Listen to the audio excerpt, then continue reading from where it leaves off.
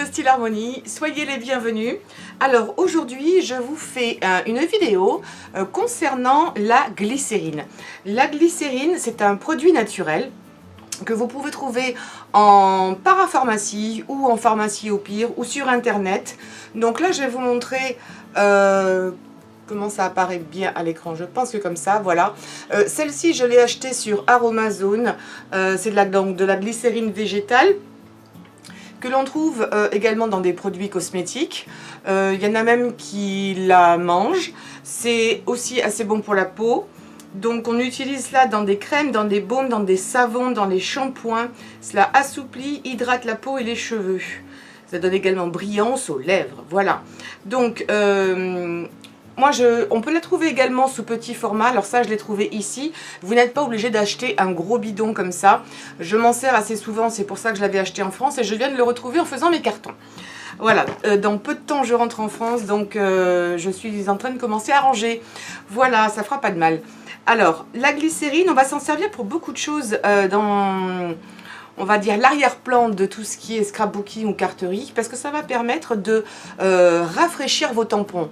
J'en avais un petit peu parlé, j'étais pas rentrée dans le détail, mais je vais vous montrer un petit peu comment on s'en sert. Alors ce que je vous conseille, que vous ayez une bouteille comme ça, petite ou la grosse, mettez toujours ce genre de produit dans des plus petits formats. Ça c'est un petit spray que vous pouvez acheter un peu partout maintenant.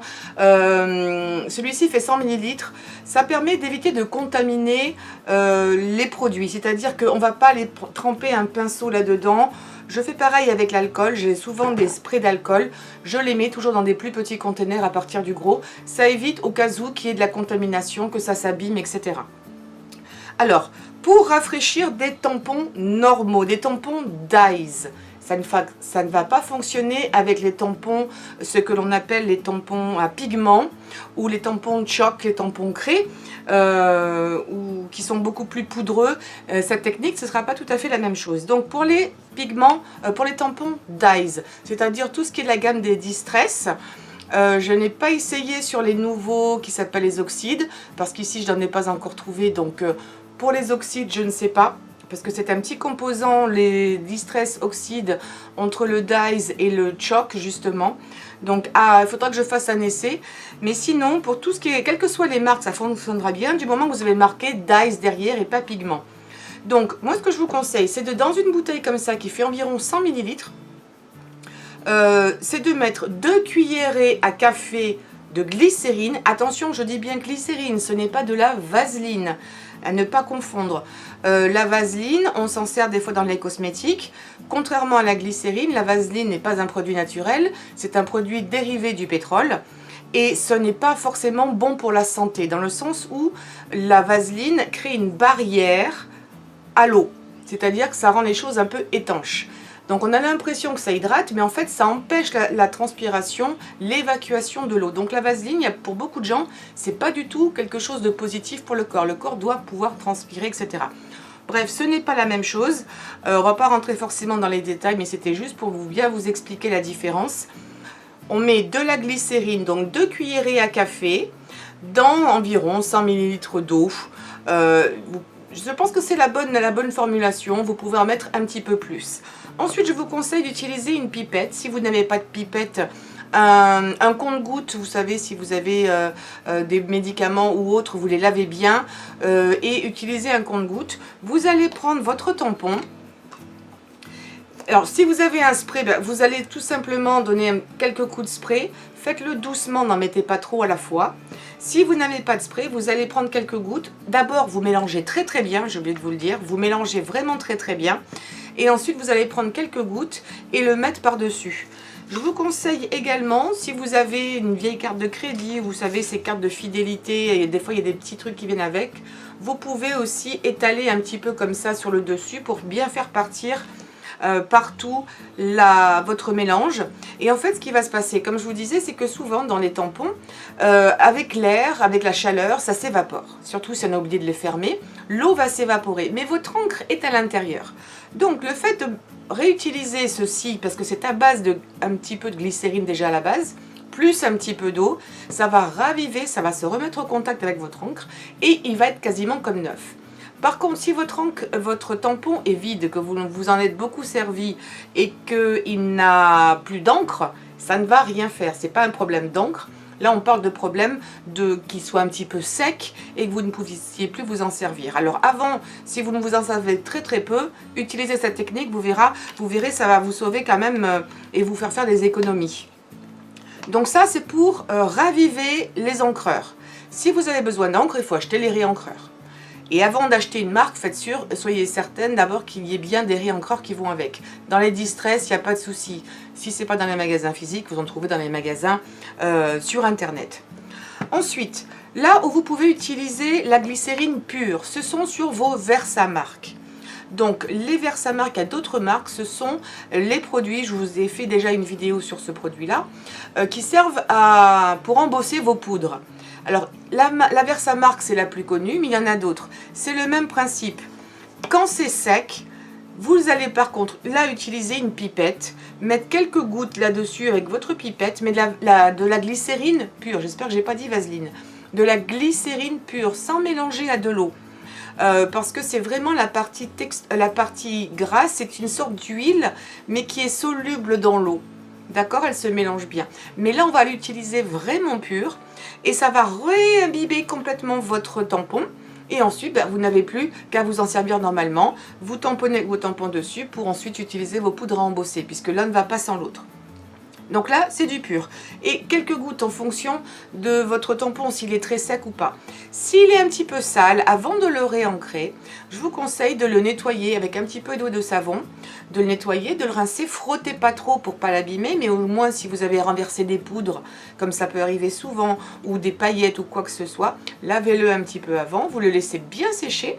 Et une fois qu'il est complètement sec, vous mettez votre glycérine jusqu'à ce qu'il soit bien imbibé. Ce genre de tampon doit être quand même bien juteux. Hein, c'est-à-dire que quand on appuie à peine, je ne sais pas si vous serez en mesure de le voir là, mais quand on appuie à peine, c'est tout de suite un petit peu gras sur les doigts. Autre chose, ça c'est aussi bon si vous dites la glycérine pour des tampons qui seraient secs. Mais vos vrais tampons, pas les tampons encreurs. Là j'ai un exemple là de tampon, hein, je veux dire ça c'est un tampon. Si des fois vous avez un tampon sec, souvent ça arrive sur les tampons rouges montés sur bois, mettez de la glycérine et laissez-la sécher, laissez-le dans un coin et en général au bout d'un moment ça va récupérer un petit peu de sa souplesse, parce qu'un tampon qui est sec, qui est trop dur, va être très difficile à utiliser parce qu'il ne va pas bien imprimer. Un tampon doit être mou, doit être moelleux, voilà. Donc ça peut raviver également, donc je vous dis rassouplir le tampon, tout en ne faisant pas de, comment dirais-je, ça ne va absolument pas l'abîmer. Au moment de vous en servir, vous enlevez l'excédent de glycérine qu'il pourrait y avoir dessus. Alors, autre façon également de se servir de la glycérine, c'est, alors ça vous l'avez en tampon, donc c'est le Versamark, et il existe aussi en stylo. Alors ça c'est de la marque Versamark que j'ai trouvé, il y a d'autres marques. Donc ça vient des fois avec deux embouts, donc un embout fin, attendez je vois rien, avec un embout fin, voilà, un embout ici plus large.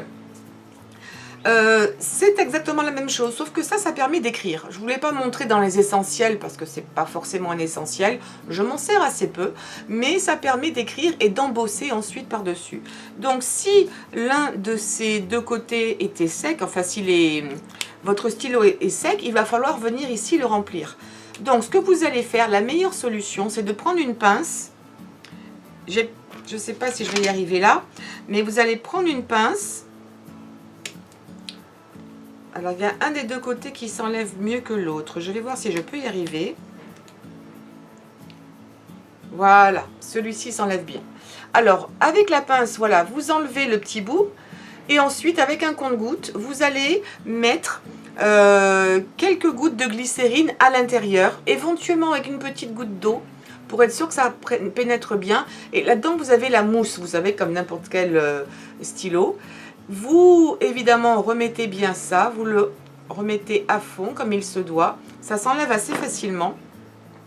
Vous rebouchez et en général, le mieux pour tout ce qui est stylo ou feutre, c'est de les laisser à plat. Ça, je ne vous l'avais pas encore dit, mais c'est mieux de laisser à plat, surtout quand il y a deux bouts.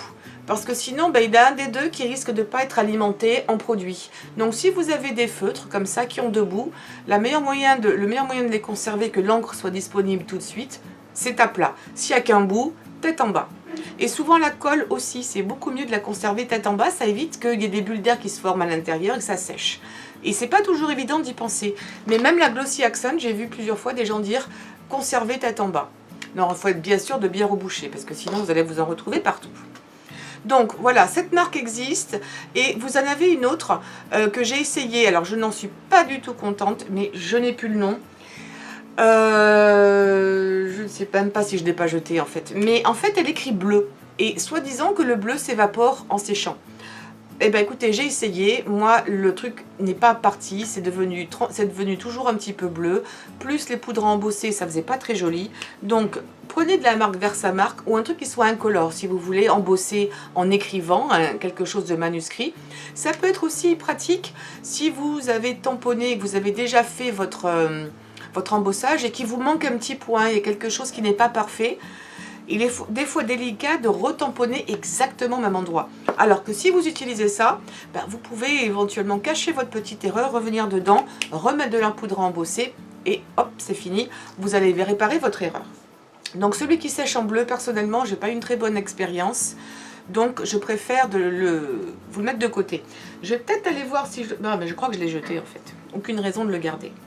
Alors, autre chose qui sert pour qui est utile avec la glycérine, pour celles qui font de la peinture aquarelle. Il y a deux utilités. Même pas pour que la peinture aquarelle, pardon. C'est aussi pour la peinture acrylique. Quand on fait de la peinture, aquarelle ou acrylique, je vous conseille d'avoir toujours deux bols d'eau. Un bol pour laver proprement parler votre pinceau, c'est-à-dire au moment où vous allez changer de couleur, vous êtes en train de peindre avec du rouge, vous allez peindre avec du vert, vous le nettoyez bien dans votre eau. Ça c'est l'eau sale. Et ensuite vous avez un gobelet d'eau propre.